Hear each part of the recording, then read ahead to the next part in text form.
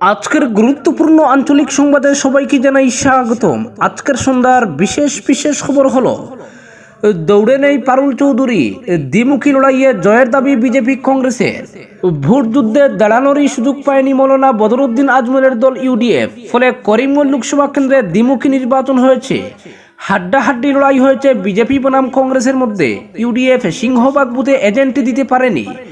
মানুষের স্বতঃস্ফূর্ত বুটে জয় নিয়ে আশাবাদী কংগ্রেসের হাফিজ রশিদ আহমেদ চৌধুরী। জেলা কংগ্রেস সভাপতি রজত চক্রবর্তীর মন্তব্য, 1 লক্ষাধিক বুটে জয়ী হবেন হাফিজ রশিদ। অন্যদিকে 1 লক্ষ বুটে বিজেপি প্রার্থী কৃপানাথ মালার নিশ্চিত জয় হয়েছে বলে দাবি করেছেন মিশন রঞ্জন দাস, বিধায়ক কৃষ্ণেন্দু পাল ও বিজয় মালাকার। বিজেপির জেলা সভাপতি সুব্রত বলেছেন, বিজেপি কম করেও 1.5 লক্ষ বুটে জিতবে। বিকেল 5টার হিসেবে করিমগঞ্জ জেলায় বুটের হার 71.12%।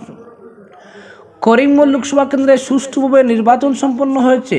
এই কেন্দ্রে লড়াই ছিল শক্ত। কংগ্রেস প্রার্থী তথা রাজ্যের বর্ষিয়ান আইনজীবী হাফিজ রশিদ আহমেদ চৌধুরীকে পরাস্ত করতে পুরো শক্তি লাগিয়ে দেন খুদ মুখ্যমন্ত্রী হিমন্ত। এমনকি তিনি নিজে এই কেন্দ্রে বিজেপিকে নেতৃত্ব দেন। একাধিকবার এসে কৃপানাথ মালার হয়ে প্রচার করেছেন তিনি। অন্যদিকে ইউডিএফ প্রার্থী শাহাবুল ইসলাম চৌধুরীর হয়ে ঘন ঘন করিমগঞ্জে আসেন বদরুদ্দিন আজমল, কিন্তু তিনি ক্যারিশমা তৈরি করতে ব্যর্থ হন। উল্টো একাধিক সভায় প্রতিরোধের মুখোমুখি হন তার দলের প্রার্থী সহ বিধায়করা। ফলে প্রথম দিকে এই কেন্দ্রে ত্রিমুখী নির্বাচনের সম্ভাবনা তৈরি হলেও সময় মতো পিছিয়ে পড়ে ইউডিএফ। মুখ্যমন্ত্রী ইউডিএফকে চ্যালেঞ্জ হিসেবে নিলেও মানুষ এই দলের সঙ্গে দাঁড়াননি। ফলে কংগ্রেসের সঙ্গে হাড্ডাহাড্ডি লড়াই হয়েছে বিজেপির। আর এই দুই দলের ভোট যুদ্ধে শোচনীয় অবস্থা হয়ে গেছে ইউডিএফের। এদিন করিমগঞ্জে ছোটখাটো ছাড়া বড় কোনো অপ্রীতিকর ঘটনার খবর পাওয়া যায়নি। সকাল থেকেই স্বতঃস্ফূর্ত ভোট হয়েছে জেলার আনাচে কানাচে। প্রথমবারের মতো 7 সকালে বিভিন্ন সেন্টারে দীর্ঘ লাইন পরিলক্ষিত হয়েছে। অসংখ্য সেন্টারে পোলিং এজেন্ট দিতে পারেনি ইউডিএফ। ফলে ইউডিএফের বাক্সে কতটুকু ভোট পড়েছে এ নিয়ে সন্দেহের সৃষ্টি হয়েছে। ইউডিএফ ভোট টানতে না পারায় উৎকণ্ঠা সৃষ্টি হয়েছে বিজেপি কংগ্রেস উভয় শিবিরেই। মুসলিম ভোট কার ঝুলিতে বেশি পড়েছে এ নিয়ে চুলচেরা বিশ্লেষণ শুরু হয়েছে উভয় শিবিরেই। এদিকে নির্বাচন শেষ হওয়ার পর উভয় দলই নিজেদের প্রার্থীর জয় নিশ্চিত বলে দাবি করেছে। নিজের জয় নিশ্চিত হয়েছে বলে মন্তব্য করেছেন হাফিজ রশিদ। 1 লক্ষ বুটে হাফিজ রশিদ জয়ী হচ্ছেন বলে দাবি করেছেন রজত চক্রবর্তী।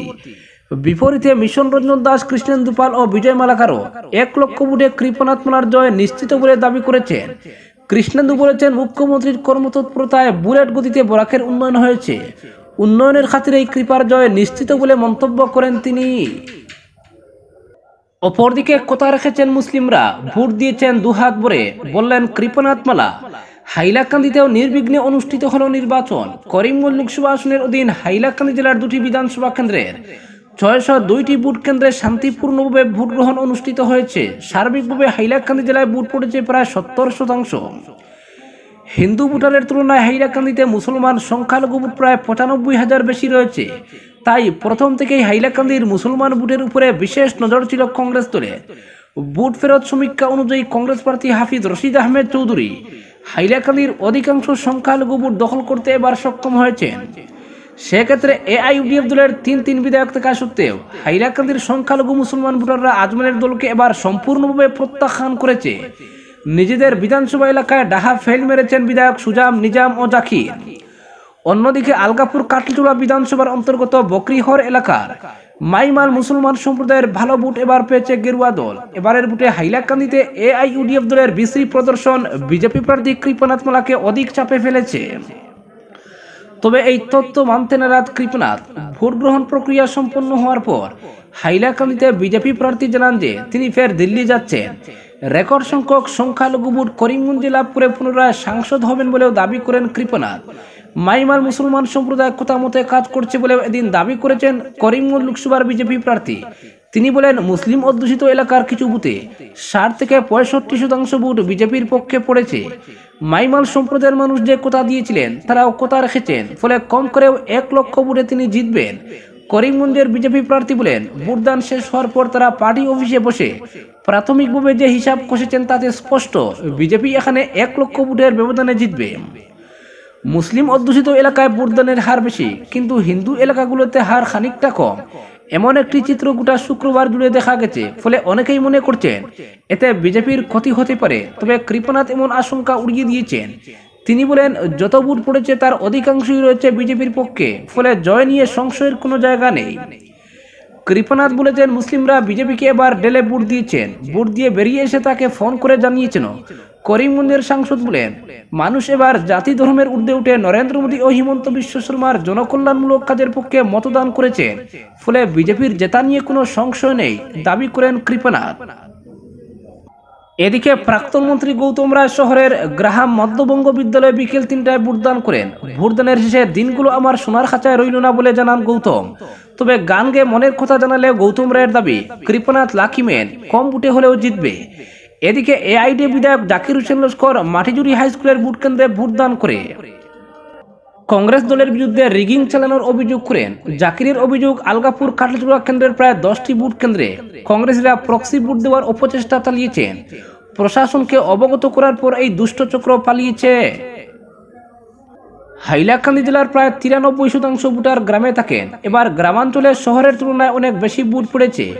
পুরুষ, মহিলা, যুব প্রজন্মের ভোটাররা সবাই গণতন্ত্রের সবচেয়ে বড় উৎসবে এবার সামিল হয়েছে। এবার আগামী 3 জুন পর্যন্ত শহরের ভিক্টোরিয়া মেমোরিয়াল উচ্চতর মাধ্যমিক বিদ্যালয়ের স্ট্রং রুমে বন্দী থাকবে প্রার্থীদের ভাগ্য। 4 জুন বেরোবে ভোটের ফলাফল। অপরদিকে 50-60 হাজার ভোটে জয়ী হবেন কৃপনাথ, দাবি সিদ্দিক আহমেদের। করিমগঞ্জ লোকসভা আসনের সবচেয়ে বেশি ভোট থাকা দক্ষিণ করিমগঞ্জ বিধানসভা কেন্দ্রে 2-1টি বিক্ষিপ্ত হিংসা এবং ইভিএম মেশিন বিকল ছাড়া শান্তিপূর্ণভাবে সম্পন্ন হয়েছে ভোট গ্রহণ পর্ব। সরকারি তথ্য অনুযায়ী সর্বাধিক 76% ভোট পড়েছে দক্ষিণ করিমগঞ্জে। লোকসভা ভোটকে নিয়ে সকাল থেকে উৎসবমুখর পরিবেশ ছিল গোটা দক্ষিণ করিমগঞ্জ জুড়ে। সময় বাড়ার সঙ্গে সঙ্গে ভোটারদের লম্বা লাইনও বেড়ে যায়। লক্ষণীয় ব্যাপার হলো, এবারের ভোটে স্বতঃস্ফূর্তভাবে জনগণ অংশগ্রহণ করেন। 12 গ্রামের একটি ভোট গ্রহণ কেন্দ্রে কতিপয় যুবক ভুয়ো ভোট দিতে চেষ্টা করলে পুলিশ তা প্রতিহত করে ফেলে।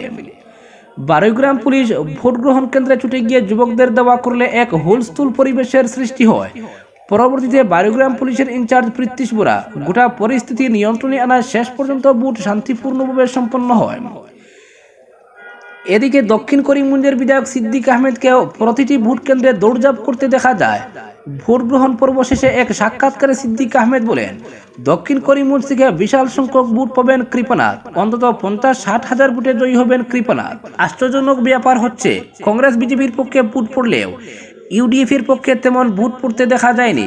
সবশেষে ভোট ফেরত সমীক্ষায় দেখা গেছে ত্রিমুখী লড়াই না হয়ে দ্বিমুখী লড়াই হওয়ার সম্ভাবনা দেখা গেছে। তবে ফলাফল ঘোষণার দিন দেখা যাবে কে শেষ হাসি হাসেন।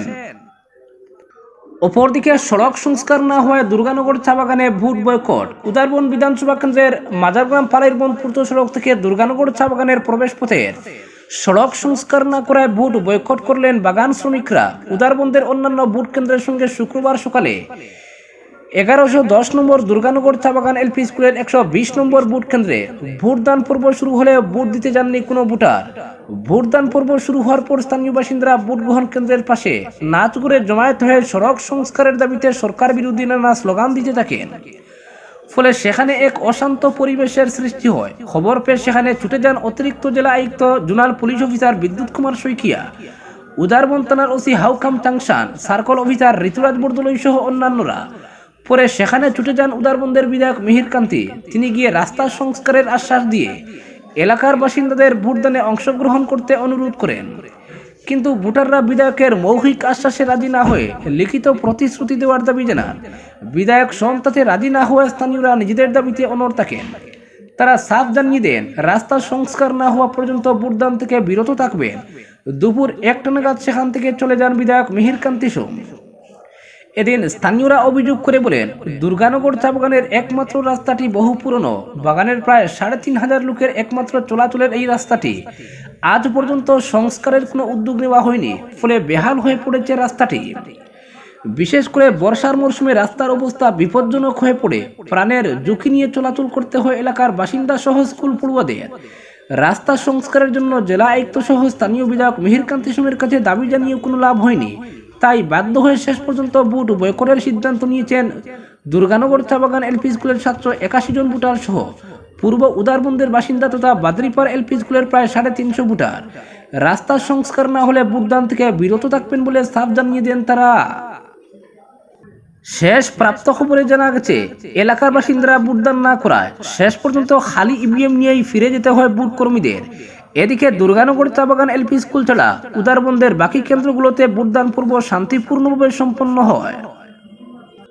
অপরদিকে লঙ্গাইয়ের বাঙ্গনে তলিয়ে যাচ্ছে গ্রাম জনপদ, অবিলম্বে ব্যবস্থা না নিলে আন্দোলনের হুঙ্কার জনতার। লঙ্গাই নদীর কোরালগ্রাসে বহু পূর্ত সড়ক সহ বাড়িঘর তলিয়ে গিয়েছে নদীতে। ইসাগঞ্জ আরসিসি সেতুর নিচে প্রায় 150 মিটার নদীবাদ ভগ্নদশায় রয়েছে।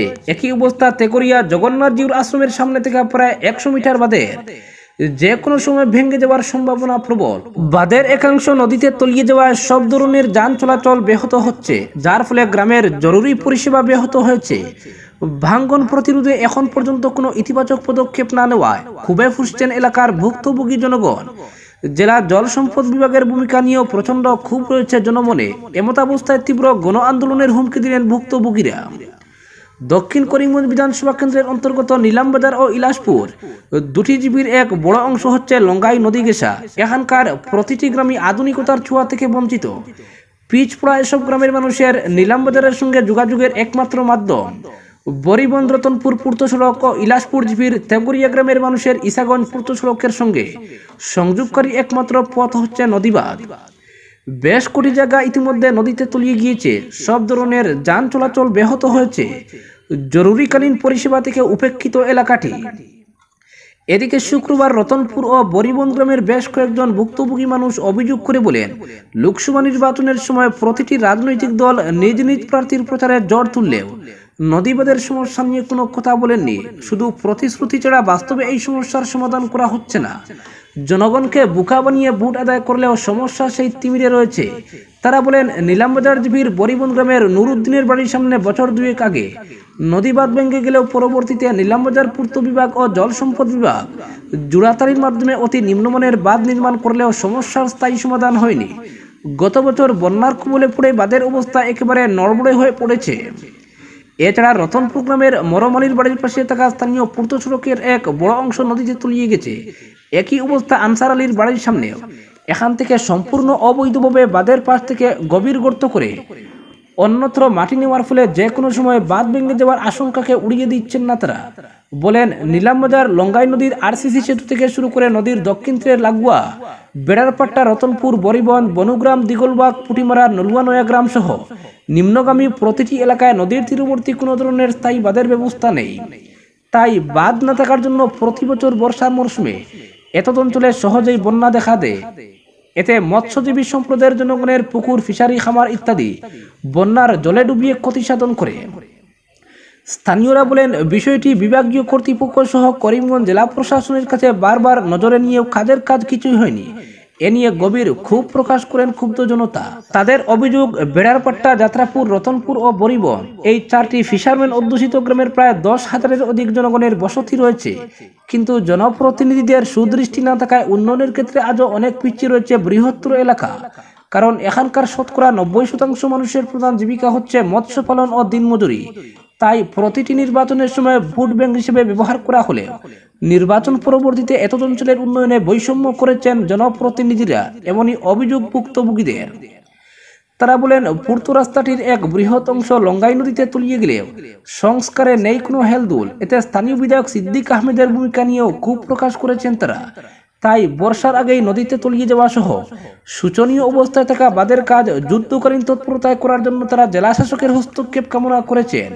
অন্যথায় বিভাগীয় কর্তৃপক্ষ ও জেলা প্রশাসনের উদাসীনতার বিরুদ্ধে বৃহত্তর আন্দোলনের হুমকি দেন তারা। আজকের বিশেষ সংবাদ এখানেই সমাপ্ত।